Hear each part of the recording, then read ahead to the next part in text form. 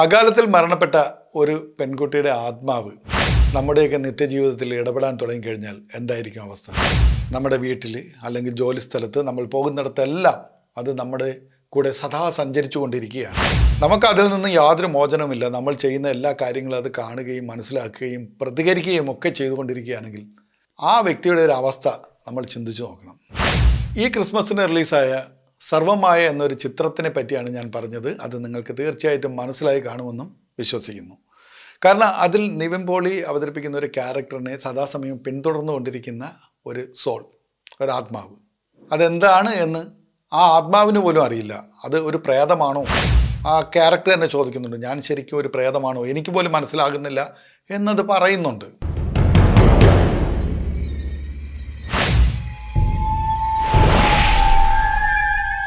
സമീപകാലത്തായി മലയാള സിനിമയിൽ പ്രേത പടങ്ങളുടെ ഒരു ഒഴുക്ക് തന്നെ സംഭവിച്ചുകൊണ്ടിരിക്കുകയാണ്.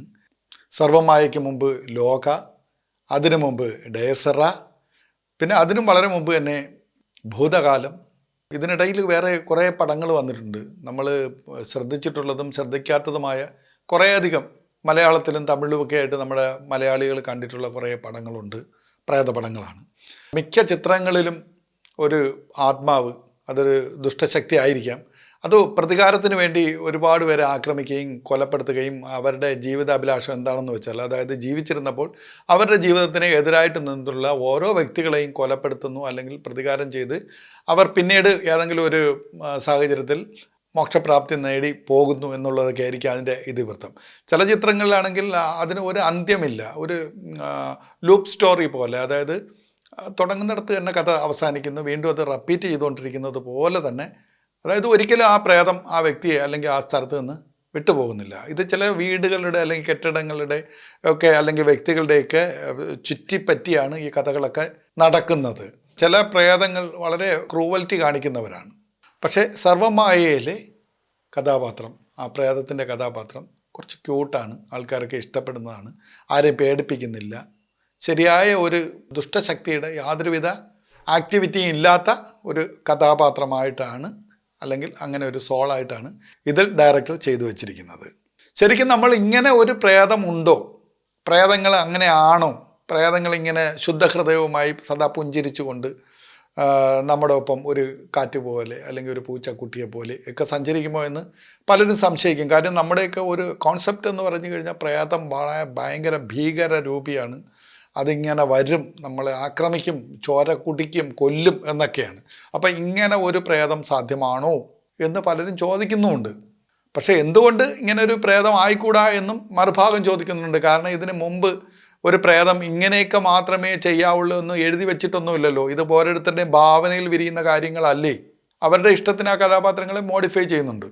മലയാള സിനിമയിൽ ഒരു കാലഘട്ടം വരെ വെളുത്ത സാരിയും വെളുത്ത ബ്ലൗസും നീട്ടി അഴിച്ചിട്ടേക്കുന്ന മുടിയും ഒക്കെ ആയിട്ടുള്ള വെളുത്ത സുന്ദരികളായ സ്ത്രീകൾ ഇരുട്ടിലൂടെ ഇങ്ങനെ പാലപ്പൂവും ചൂടി പാട്ടുപാടി നടക്കുന്ന ഒരു പ്രേത സങ്കല്പം നിലവിലിരുന്നു കുറേ കാലം മുമ്പ് വരെ.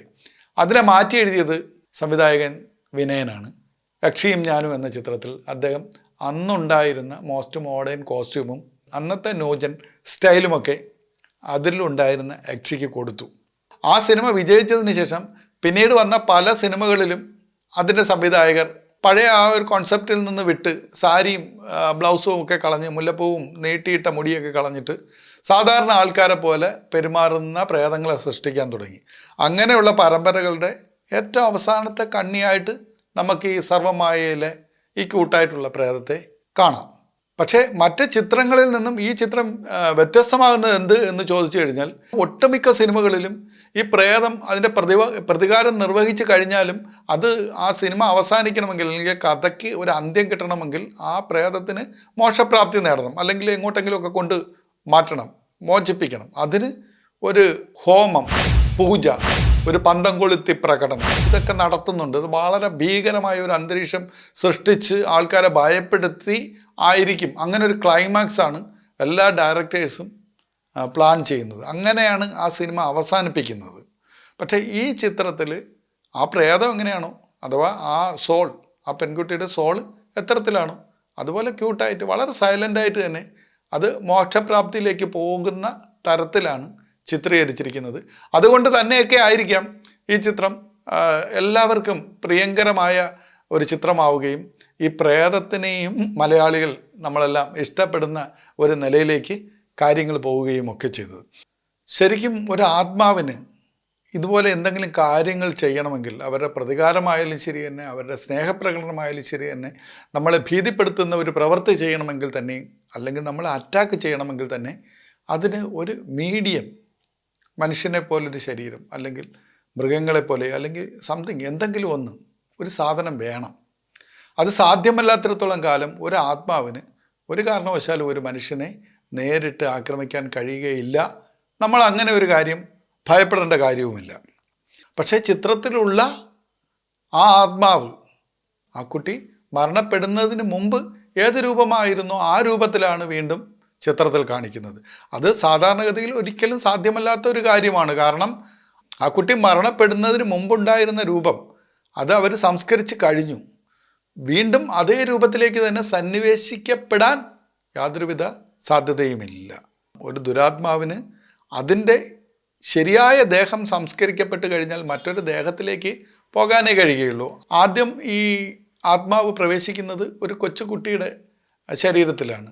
നമ്മുടെ മെയിൻ ക്യാരക്ടറായ പ്രഭേന്ദു ഒഴിപ്പിച്ച് വിടുന്നത്. സത്യത്തിൽ അയാളുടെ മന്ത്രം അതിന് പ്രാപ്തമല്ലെന്ന് അദ്ദേഹത്തിന് തന്നെ അറിയാം. അദ്ദേഹത്തെ പോലും ഞെട്ടിച്ചുകൊണ്ടാണ് ആ ശരീരത്തിൽ നിന്നും ഈ ആത്മാവ് പുറത്തേക്ക് പോകുന്നത്. ആ ആത്മാവാണ് ഇദ്ദേഹത്തിൻ്റെ കൂടെ ഇയാളുടെ വീട്ടിൽ സദാസമയം ഇയാളുടെ വീട്ടിൽ വരികയും പിന്നീട് ഇയാളെ സദാ പിന്തുടർന്നു പോവുകയും ചെയ്യുന്നത്. അത് ഞാൻ പറഞ്ഞത് ആദ്യത്തെ പ്രാവശ്യം ആ കുട്ടിയുടെ ശരീരത്തിലേക്ക് സന്നിവേശിക്കപ്പെട്ട ഈ പെൺകുട്ടിയുടെ ആത്മാവ് പിന്നീട് വിമാനയാത്രയിൽ അടുത്തിരുന്ന ഒരു ലേഡിയുടെ, നിവിൻ പോളിയുടെ കഥാപാത്രത്തിൻ്റെ അടുത്തിരുന്ന ഒരു ലേഡിയുടെ ശരീരത്തിലേക്ക് വളരെ കുറച്ച് സമയത്തേക്ക് മാത്രം സന്നിവേശിക്കപ്പെടുകയും ഈ കുട്ടിയായി തന്നെ ആക്ട് ചെയ്യുകയും ഒക്കെ ചെയ്യുന്നുണ്ട്. അപ്പോൾ നമ്മൾ മനസ്സിലാക്കേണ്ടത് ഒരു ആത്മാവിന് എന്തെങ്കിലും കാര്യങ്ങൾ ചെയ്യണം എന്നുണ്ടെങ്കിൽ ഒരു ശരീരം വേണം. പക്ഷേ ഈ ചിത്രം ഒരു സിനിമ ആയതുകൊണ്ട് തന്നെ നമ്മൾ അതിനെ സിനിമയായി മാത്രം കണ്ടാൽ മതി. ആ രീതിയിൽ മാത്രം നോക്കുമ്പോൾ ശരിക്കും മരണപ്പെട്ട ആ കുട്ടിയുടെ ശരീരം സംസ്കരിച്ചതിന് ശേഷവും അതേ രൂപത്തിൽ തന്നെ ഇദ്ദേഹത്തിൻ്റെ കൂടെ നടക്കുന്നുണ്ട്. ഈ ആത്മാവ് യാതൊരുവിധ മന്ത്രതന്ത്രങ്ങൾക്കും അടിമപ്പെടുന്നില്ല, അഥവാ അതിനെ ഒന്നും തന്നെ ഭയപ്പെടുന്നില്ല. മന്ത്രങ്ങളിലോ തന്ത്രങ്ങളിലോ അല്ലെങ്കിൽ ആവാഹനങ്ങളിലോ ഹോമകുണ്ടത്തിലോ ഒന്നും ഭയക്കാത്ത ഒരാത്മാവ് അത് പക്ഷേ കുരിശോ അല്ലെങ്കിൽ പള്ളിയോ ഒക്കെ കാണുമ്പം ഭയപ്പെടും എന്നാണ് നമ്മൾ പഠിച്ചു വച്ചിട്ടുള്ളത്, നമ്മൾ അറിഞ്ഞിട്ടുള്ളത്, കേട്ടിട്ടുള്ളത്, പല സിനിമകളിൽ തന്നെ കാണിച്ചിട്ടുമുള്ളത്. എന്നാൽ ഇവിടെ കുരിശുകളുടെ മധ്യത്തിൽ നിന്നിട്ട് ആ ക്യാരക്ടർ ചോദിക്കുന്നുണ്ട്, ഞാൻ ഇതിന് മധ്യത്തിലല്ലേ നിൽക്കുന്നത്, എനിക്കൊന്നും സംഭവിക്കുന്നില്ലല്ലോ എന്ന് ആ ക്യാരക്ടർ ചോദിക്കുന്നുണ്ട്. അതുപോലെ പള്ളിയിൽ വരുന്നുണ്ട്, ഒന്നും സംഭവിക്കുന്നില്ല. അപ്പം നമ്മുടെ സങ്കല്പങ്ങൾ അല്ലെങ്കിൽ നമ്മുടെ അനുമാനങ്ങൾ അല്ലെങ്കിൽ നമ്മൾ പഴയ കാലങ്ങൾ തൊട്ടേ നെഞ്ചിലേറ്റിക്കൊണ്ട് നടക്കുന്ന നമ്മുടെ ചിന്താമണ്ഡലങ്ങളിൽ നമ്മൾ ചുമന്നുകൊണ്ട് നടക്കുന്ന പ്രേത സങ്കല്പങ്ങളൊന്നും ആയിരിക്കില്ല യഥാർത്ഥത്തിലുള്ള പ്രേതങ്ങൾ അല്ലെങ്കിൽ ദുരാത്മാക്കൾ എന്നുള്ള ഒരു തിയറിയാണ് ഇവിടെ രചയിതാവ്, അതായത് കഥാകാരൻ വരച്ചു കാട്ടുന്നത്. ഒരുപക്ഷെ അങ്ങനെയാകാം. കാരണം ഇതുവരെ ഒരു പ്രേതം അല്ലെങ്കിൽ ദുരാത്മാവ് നേരിട്ടൊരു ക്യാമറയ്ക്ക് മുമ്പിൽ വന്ന് ഇതുപോലെ ഒരു പ്രോഗ്രാം ചെയ്തിട്ടില്ലല്ലോ. ഞാൻ ഇങ്ങനെയാണ് എന്ന് ചെയ്തിട്ടില്ല. അല്ലെങ്കിൽ ഇതുവരെ അങ്ങനെ ഒരു ദുരാത്മാവ് ഒരു വ്യക്തിയോടും വന്ന് നേരിട്ട് കാര്യങ്ങൾ പറഞ്ഞിട്ടുണ്ട്, ആത്മാവുമായി സംവദിച്ചിട്ടുണ്ട്, ആത്മാവ് എന്നോട് സംസാരിച്ചിട്ടുണ്ട് എന്ന് പറയുന്ന അവകാശപ്പെടുന്ന പല വ്യക്തികളുമുണ്ട്. അവർക്കൊന്നും ഒരു കാരണവശാലും സയൻറ്റിഫിക്കലി അതൊന്നും തെളിയിക്കാൻ കഴിഞ്ഞിട്ടില്ല. ഓജ ബോർഡ് പോലും വെച്ച് പലരും ആത്മാവിൻ്റെ സാന്നിധ്യം പറയുന്ന പല വ്യക്തികളുമുണ്ട്. അതൊക്കെ ഒരു ടെക്നിക്കാണ്, ആത്മാവിൻ്റെ സാന്നിധ്യം. പക്ഷെ അതിലൂടെയൊന്നും നമുക്ക് ഒരു ആത്മാവ് പൂർണ്ണമായും പറയുന്നു അല്ലെങ്കിൽ ആത്മാവിൻ്റെ അനുഭവങ്ങൾ ഷെയർ ചെയ്തിരിക്കുന്നു എന്നൊന്നും അവകാശപ്പെടാൻ പറ്റത്തില്ല. ചില ടെക്നിക്കുകൾ, ഒരു പുസ്തകം തുറന്നു വെച്ചിരിക്കുന്നു, അത് കാറ്റടിക്കുന്നു, അതിൻ്റെ ചില പേജുകൾ ഇങ്ങനെ കറങ്ങി അല്ലെങ്കിൽ മറിഞ്ഞു പോയിട്ട് ഒരു പേജിൽ വന്ന് നിശ്ചലമായി നിൽക്കുന്നു. ആ പേജ് ഓപ്പൺ ചെയ്ത് നോക്കുമ്പോൾ അതിൽ പറഞ്ഞിരിക്കുന്ന കാര്യങ്ങൾ വെച്ചിട്ട് ചില പ്രവചനങ്ങൾ നടത്താറുണ്ട്. അവർ പറയുന്നത് ആത്മാവിന് പറയാനുള്ള കാര്യങ്ങളാണ് ആ പേജിൽ പറഞ്ഞിരിക്കുന്ന ഉള്ളടക്കവുമായി ബന്ധപ്പെട്ട് വിശകലനം ചെയ്ത് അവർ അവതരിപ്പിക്കുന്നത്. പക്ഷേ അത് അവതരിപ്പിക്കുന്ന ഒരു വ്യക്തിയുടെ മാനറിസമാണ്, അയാളുടെ ചിന്തകൾക്ക് അനുസരിച്ചുള്ള കാര്യങ്ങളാണ് പറയുന്നത്. ഇത്തരം കാര്യങ്ങൾ കൈകാര്യം ചെയ്യുന്ന ചില വ്യക്തികൾക്ക് അവരുടേതായ പല എക്സ്പീരിയൻസും ഉണ്ടാകും. ഇപ്പോൾ ഉദാഹരണത്തിന് ഒരു വ്യക്തി അയാളുടെ ഒരു പ്രശ്നവുമായി മുമ്പിൽ വരുമ്പോൾ അയാളോട് പരമാവധി കാര്യങ്ങൾ ഇവർ ചോദിച്ച് മനസ്സിലാക്കിയതിന് ശേഷം മാത്രമാണ് ഇങ്ങനെയുള്ള ചില ടെക്നിക്സ് ഉപയോഗിക്കുന്നത്. അപ്പോൾ ആ ടെക്നിക്സിൽ ഒരു ഉദാഹരണത്തിന് ഒരു നാണയം എടുത്തിട്ട് ഉയർത്തിയിട്ടാൽ അതിൻ്റെ ഏത് ഭാഗം വരാനാണ് ചാൻസ്, ഏത് ഭാഗം വന്നാലും ഈ അനലൈസ് ചെയ്യുന്ന അദ്ദേഹത്തിന് പറയാനായിട്ടൊരു ന്യായീകരണം അല്ലെങ്കിൽ ഒരു വിശകലനം ചെയ്യുന്ന ഒരു ഡാറ്റ അവർക്ക് കൊടുക്കാൻ കഴിയും. കാരണം അവരുടെ മുന്നിലിരിക്കുന്ന വ്യക്തിയുടെ പ്രശ്നങ്ങൾ എന്താണെന്ന് ഇദ്ദേഹത്തിന് മനസ്സിലായി കഴിഞ്ഞു. അതുകൊണ്ട് അദ്ദേഹം അത് പറയും. ഒരു ഡോക്ടറുടെ മുമ്പിൽ ചെന്ന് ഒരു രോഗിയല്ലാത്ത ആൾ ഇരിക്കാറില്ല. കാര്യം അയാൾക്ക് രോഗമുള്ളത് കൊണ്ടാണ് അയാൾ ചെന്ന് ഇരിക്കുന്നത്. അയാളുടെ ലക്ഷണങ്ങൾ പറയുമ്പോൾ തന്നെ ഡോക്ടർക്ക് ഏകദേശ കാര്യങ്ങൾ മനസ്സിലാവും. അതുപോലെ ഒരു ജ്യോതിഷനോ മന്ത്രവാദിയോ അല്ലെങ്കിൽ അങ്ങനെയുള്ള ഇതുമായിട്ട് സ്പിരിച്വൽ കൺസൾട്ടിങ് നടത്തുന്ന ഒരുപാട് പേര് ഇന്ത്യയിലും വിദേശ രാജ്യങ്ങളിലും ഉണ്ട്. അതൊരു പ്രൊഫഷനാക്കി വെച്ചേക്കുന്ന ഒരുപാട് വ്യക്തികളുണ്ട്. അവരുടെ മുന്നിൽ ചെന്ന് കഴിഞ്ഞാൽ അവർ ഇങ്ങനെയൊക്കെ തന്നെയാണ് പറയുന്നത്. നമ്മുടെ പച്ച മലയാളത്തിൽ പറഞ്ഞാൽ നമ്മുടെ ഇവിടുത്തെ ജ്യോതിഷന്മാർ ഉപയോഗിക്കുന്ന ലക്ഷണശാസ്ത്രം, ഒരു വ്യക്തി അവരുടെ മുന്നിലേക്ക് വരുന്ന സമയം, അവർ വരുമ്പോൾ ധരിച്ചിരിക്കുന്ന വസ്ത്രം, അവർ എങ്ങനെ കയറി വന്നതിന് ശേഷം എങ്ങനെ ഇരുന്നു, കൈകൾ എവിടെ വെച്ചു, ആദ്യം അവർ ഉച്ചരിച്ച വാക്കുകൾ ഏത്, അവർ എങ്ങോട്ട് നോക്കി, അവർ എങ്ങനെ നോക്കി സംസാരിക്കുന്നു, ഇതെല്ലാം ലക്ഷണശാസ്ത്രത്തിൽ പഠിച്ച ഒരാളിന് പറയാം. പിന്നെ അവർക്ക് കുറച്ച് എക്സ്പീരിയൻസ് കൂടെ ഉണ്ടെങ്കിൽ അവർക്ക് തീർച്ചയായിട്ടും അയാളുടെ പ്രശ്നം എന്താണെന്ന് മനസ്സിലാക്കി തന്നെ പറയാം. ഇവിടെ പൈസ ഉണ്ടാക്കണമെന്ന് പറഞ്ഞിരിക്കുന്ന ഒരാളിന് ഇവരെ തീർച്ചയായിട്ടും ചീറ്റ് ചെയ്യാൻ കഴിയും. പക്ഷേ ഇതൊന്നും കൊണ്ട് തന്നെ പലപ്പോഴും ഈ ദുരാത്മാവിൻ്റെ അറ്റാക്കിൽ നിന്നും ഈ വ്യക്തിക്ക് പൂർണ്ണമായും മോചനം ലഭിക്കുമെന്നൊന്നും അവരും അവകാശപ്പെടുന്നില്ല, നമുക്കും അവകാശപ്പെടാൻ പറ്റില്ല. പിന്നെ ആകെ സംഭവിക്കുന്ന ഒരു കാര്യം മാത്രമേ ഉള്ളൂ, ഇന്ന ആളിനെ കണ്ടു, അദ്ദേഹം ഈ മേഖലയിൽ ഭയങ്കര പ്രഗത്ഭനാണ്, ഒരുപാട് യക്ഷിഭൂത പ്രേത പിശാചുക്കളെയൊക്കെ തറച്ചിട്ടുള്ള ആളാണ്, അത്ര കെങ്കേമനാണ്, അതുകൊണ്ട് ഞാൻ അദ്ദേഹത്തെ കൺസൾട്ട് ചെയ്തു, എൻ്റെ പ്രശ്നം പറഞ്ഞു, അദ്ദേഹം ഒരു സാധനം എനിക്ക് തന്നു, ഞാനത് എൻ്റെ വീട്ടിൽ വെച്ചു അല്ലെങ്കിൽ എൻ്റെ പേഴ്സിൽ വെച്ചു, ശരീരത്തിൽ ധരിച്ചു. ഓക്കെ, ഇത്രയും ചെയ്തു കഴിഞ്ഞാൽ ഇനി എനിക്കൊരു അറ്റാക്ക് ഉണ്ടാവില്ല, ഞാൻ നേരത്തെ ഉണ്ടായിരുന്ന പോലെ ഒരു നോർമൽ പേഴ്സൺ ആയി കഴിഞ്ഞു, ഇനി എന്നെ ഒരു ഭൂതപ്രേതത്തിന് ഉപദ്രവിക്കാൻ കഴിയില്ല എന്നുള്ള ഒരു ചിന്ത ആ വ്യക്തിയുടെ മനസ്സിൽ ഉറച്ചു കഴിഞ്ഞാൽ ചിലപ്പോൾ അയാൾ രക്ഷപ്പെട്ടേക്കാം. അങ്ങനെ 1000 പേരെ കൺസൾട്ട് ചെയ്യുമ്പം അതിൽ 4-5 പേര് രക്ഷപ്പെട്ടാലും മതി. ഇത് ചെയ്തു കൊടുത്ത ആളിൻ്റെ പേരും പ്രശസ്തിയും വീണ്ടും ഉയർന്നുകൊണ്ടിരിക്കും. അപ്പോൾ നമ്മളിവിടെ പറഞ്ഞു വന്നത് സർവമായ എന്ന ചിത്രത്തിലെ ആ ക്യാരക്ടർ ഉണ്ടല്ലോ, മരണപ്പെട്ട ആ പെൺകുട്ടിയുടെ ആത്മാവ്. പ്രേതമെന്ന് വിളിച്ചു കഴിഞ്ഞാൽ എന്നെ പ്രേതമെന്ന് വിളിക്കരുത്, എനിക്കത് ഇഷ്ടമല്ല എന്ന് പറയുന്ന ക്യൂട്ടായിട്ടുള്ള ഒരു പ്രേതം അല്ലെങ്കിൽ ആത്മാവ്. അത് സത്യത്തിൽ ഒരു നെഗറ്റീവ് വൈബുള്ള സോളല്ല എന്ന് വേണം പറയാൻ. കാരണം അത് ആരെയും ഉപദ്രവിക്കുന്നില്ല.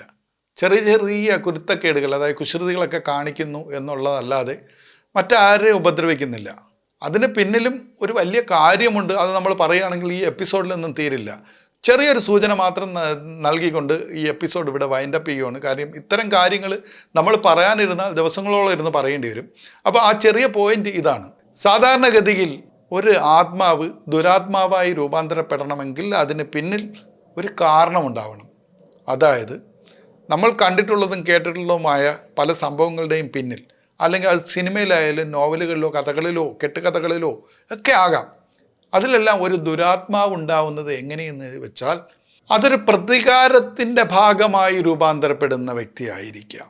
കൊല്ലപ്പെട്ടതോ അല്ലെങ്കിൽ പീഡിപ്പിക്കപ്പെട്ടതോ അല്ലെങ്കിൽ ദുർമരണം സംഭവിച്ചതോ ആ വ്യക്തിക്ക് ജീവിതം ഒരു കാരണവശാലും മുന്നോട്ട് കൊണ്ടുപോകാൻ കഴിയില്ല എന്ന ബോധ്യം വരുമ്പോൾ ജീവിച്ച് മറ്റുള്ളവരെ സ്നേഹിച്ച് ഈ ലോകം കണ്ട് മതി വരാതെ ആ പ്രത്യേകമായ ഒരു സാഹചര്യത്തിൽ സ്വയം ജീവൻ ഒടുക്കേണ്ടി വരുന്ന വ്യക്തികളൊക്കെയാണ് ഇങ്ങനെ ദുരാത്മാക്കളായി രൂപാന്തരപ്പെടുന്നതെന്നാണ് നമ്മുടെ സങ്കല്പം. അപ്പോൾ അത്തരത്തിലുള്ള ഏതെങ്കിലും ഒരു ആത്മാവായിരുന്നു എന്നുണ്ടെങ്കിൽ ഒരു പക്ഷേ ഈ ക്യാരക്ടർ ഒരു പ്രതികാരദാഹി ആകമായിരുന്നിരിക്കാം. ഇത് ഒരു അപകടത്തിലാണ് മരിക്കുന്നത്. അതിനുപോലും തിരിച്ചറിയുന്നതിന് മുമ്പ് ഉണ്ടാകുന്ന ഒരു അപകടം, വളരെ പെട്ടെന്ന് നടക്കുന്ന ഒരു അപകടം. സത്യത്തിൽ ഈ കുട്ടിയും ജീവിച്ച് കൊതി തീർന്നിട്ടുള്ള ഒരാളല്ല എങ്കിൽ പോലും അതിൻ്റെ ഉള്ളിൽ ആരോടെങ്കിലും ഒരു പ്രതികാരം ചെയ്യണം എന്നുള്ളൊരു വാഞ്ഞ ഇല്ല.